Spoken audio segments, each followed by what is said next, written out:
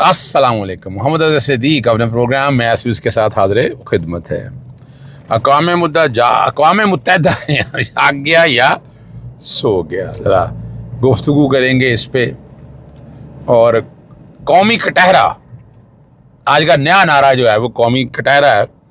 और ये ज़र मुबादला के हवाले से जो बातें भांत भांत की बातें हो रही है, असल कहानी क्या है। और पाकिस्तान को ज़र मुबादला के वो ज़खायर वहाँ मेंटेन करने हैं, तो क्या कुछ हो रहा है। 9 अप्रैल सर पे आ गया। उस दिन 9 अप्रैल के हवाले से जो बात हो रही है कि क्या करेंगे हम, और मुराद सईद की जगह जो सीट खाली है वहाँ इलेक्शन तो होने हैं, और वो सिलेक्शन के लिए तैयारी क्या है, ज़रा उस सारों पे गुफ्तगू होंगे। सबसे पहले तो कौमी कटहरे की बात कर देते हैं। आपको पता है साबिक़ गवर्नर मोहम्मद ज़ुबैर, मिफ्ता इस्माइल और बहुत से लोगों ने बड़ी, और मैंने ख़ास तौर पर ये जो इनको कीमतें मुकर्रर करना और ये बेवकूफ़ बनाना पेट्रोलियम का और बाकी मईशत और बहुत से इश्यूज़ पे चेहरे दिखाए हैं, चैलेंज किया है, सही है ना जी। और हमने कहा कि सारी आरा को अगर यकजा करके ना एक वाज़ेह मौक़िफ़ तो सामने आना चाहिए, और मौजूदा हुकूमत की मुआशी कारकर्दगी, पेट्रोलियम कीमतों, टैक्स पॉलिसी और गवर्नेंस के हवाले से संजीदा सवालात के हवाले से गुफ्तगू होनी चाहिए। और मोस्ट बयानात ही काफ़ी नहीं है, बल्कि शफाफियत जवाबदेही की ज़रूरत महसूस की जा रही है। और क्या है कि कौमी सतह पर एक ऐसा फोरम कायम किया जाए जहाँ हुकूमत और मुतलका इदारे आवाम के सामने अपने फ़ैसलों का हिसाब दें, जैसे कि कितना टैक्स जमा किया, कहाँ खर्च किया, पेट्रोलियम कीमत के तयन का असल तरीक़ाकार क्या, आवाम पर बढ़ते हुए बोझ की वजूहात, ये सारी चीज़ें, ताकि अवामी एतमाद हासिल हो सके। ये सियासी नहीं है बल्कि आइनी और कानूनी और अवामी नईद का मामला जो है ना, ये सूरत हाल इख्तियार कर चुका है। और जहाँ माहिरीन भी शफाफियत और पार्लिमानी निगरानी कमी की निशानदेही कर रहे हैं, मजमूई तौर पर इस बात पर जोर दे रहे हैं कि हुक्मरान अवामी मफाद, दयानत और शफाफियत के असूलों के तहत जो है ना आखिरकार ये सारा फ़ैसला जो है ना वो अवाम के सामने करें। कौमी कटहरे में लेकर आए इन लोगों को, कौमी कटहरे में लेकर आए इन लोगों को। ट्वीट मेरा पूरा जो है ना वो पढ़ लीजिएगा और आपको अंदाज़ा हो जाएगा मैं किस चीज़ का मुतालबा कर रहा हूँ। ये हमारी कोई ज़ाती जंग नहीं है, हमने तो चंद चीज़ें सारी सामने रखी हैं ताकि आप फैसला कर लें, ठीक है ना जी। और वो लापता पायलट को शदीद ज़ख्मी हालत में रेस्क्यू कर लिया गया, बात कही जा रही है, लेकिन उसकी हालत तशवीशनाक है। तभी हमला ज़मीन पर उतरने से पहले उसकी हालत संभालने की कोशिश कर रहा। और इस कार्रवाई में कितने अमरीकी फ़ौजी भी ज़ख्मी हुए हैं। लेकिन जब तक वो ज़मीनी जंग नहीं आते ना, बड़ी बातें होती रही जनाब हमने, ठीक है जी, एटम बम शम आपने बड़े ले लिया, आपने इस तरह की बहुत सी कहानियाँ भी बना ली आपने, बहुत से सवालात भी आपके सामने आ गए, बातें भी बहुत सी हो चुकी हैं, ठीक है ना जी। लेकिन ज़िंदगी को आसान बनाएं आप। हकीकत जो है, जब तक मैं इसका क्या कहा करता हूँ, अगर आज अमेरिका अफ़गानिस्तान के अंदर होता तो ईरान को फ़तह करने के लिए बड़ी आसानियाँ होती। आज मुसीबत इसलिए पड़ी कि वह ग्राउंड पे नहीं है। वहाँ बलग्राम एयरबेस वगैरह तो अपनी जगह है, पाकिस्तान के अंदर हवाई अड्डे नहीं मांगे थे। यानी उसकी अमेरिका और इसराइल की प्लानिंग कब की है? तो इमरान खान ने इसलिए एब्सोल्युटली नॉट का नारा लगाया था, और उस नारे पे काफ़ी हद तक वो कायम भी रहे, यानी काफ़ी हद से मुराद कायम रहे हैं।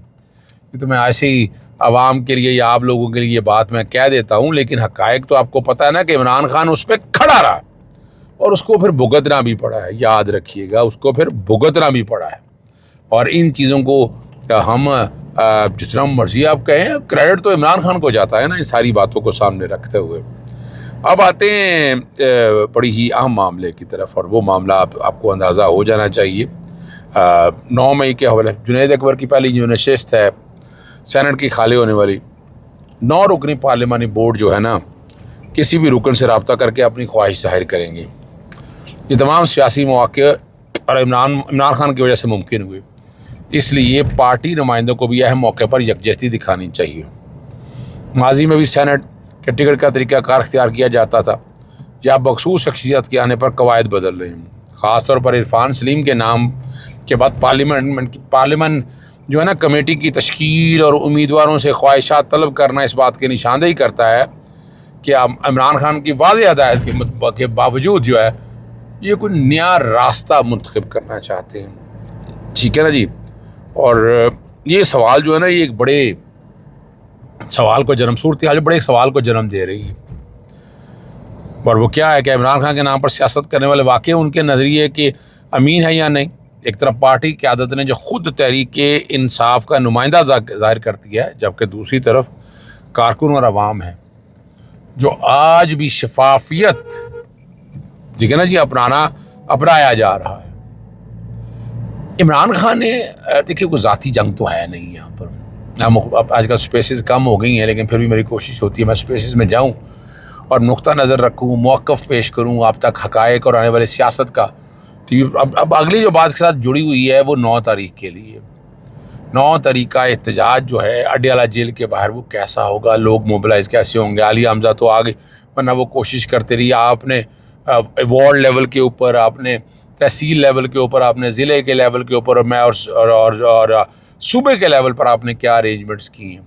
और ये देखें बात तो बड़ी वाज़ेह है, आपका बेहतरीन टाइम था ये पेट्रोल वाला, आप सड़कों पे नहीं निकाल सके पाकिस्तान तहरीक इंसाफ, ये तो मानना पड़ेगा आपको।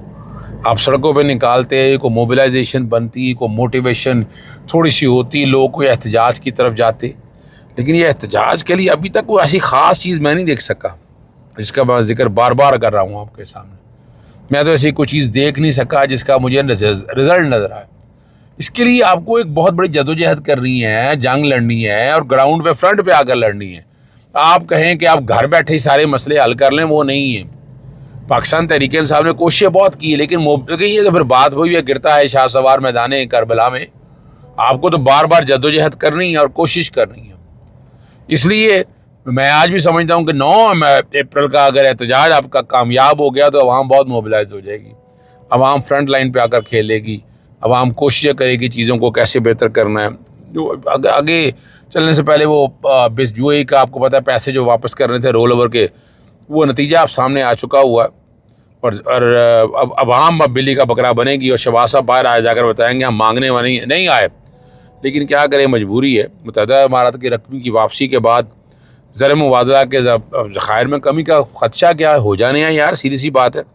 और मुतबादल ज़राए से अब फंडिंग की तलाश शुरू कर दी हुई है। सबसे पहले सऊदी अरब है उनके पास, सऊदी अरब का पैसा भी बहुत है और मज़ीद डिपॉजिट जो है ना दरख्वास्त दे दी है और तेल की सहूलत के हवाले से, और ये कहा गया दीगर अदायगियाँ जो है ना वो मौखर कर दी जाएँ, ये बातें भी हो रही हैं सारी। लेकिन आपके सामने पता है कि आप इसमें पेट्रोलियम की कीमतों में जो आप PDL के नाम पर हवाई और आवाम की तबाही और बर्बादी कर रहे हैं, उसको कैसे लेकर जाएंगे आप, उसको कैसे सेटल डाउन करेंगे जनाब, समझ रहे हैं कि नहीं। और मुझे याद रही है कि ज़ख़ीरा मेले मौजूद है और 100 अरब लगाएंगे या जैसे भी करोगे। नून लीग जो है ना वो एक अजीब सा जत्था है और वो अजीब सी मंतक पेश किया उन्होंने कहा इसलिए बढ़ाई हैं ताकि लोग कम इस्तेमाल करें।